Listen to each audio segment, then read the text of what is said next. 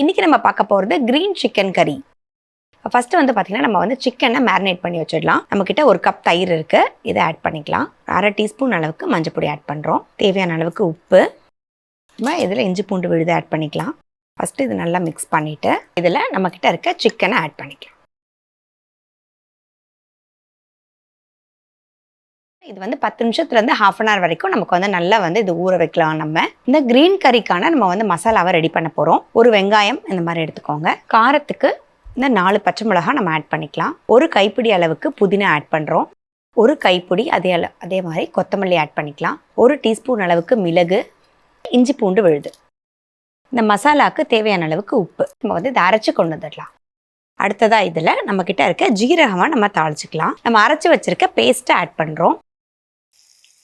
இப்போ இதில் நம்ம சிக்கனை ஆட் பண்ணிக்கலாம். இந்த சிக்கனை ஃபஸ்ட்டு நல்லா நம்ம வதக்கிட்டு அதுக்கப்புறமா இதில் நம்ம தண்ணி சேர்த்துக்கலாம். இப்போ இதை மூடி வச்சு நம்ம வந்து ஒரு 7 to 10 மினிட்ஸ் வேகட்டும். நம்ம வெயிட் பண்ணலாம். நம்மளுடைய கறி வந்து ரெடி ஆகிடுச்சு. நம்ம ஓப்பன் பண்ணிடலாம். ஒரு 1/2 டீஸ்பூன் அளவுக்கு சிக்கன் மசாலா மட்டும் ஆட் பண்ணலாம். நம்ம வச்சுருக்க தேங்காய் பாலையும் ஆட் பண்ணிடலாம்.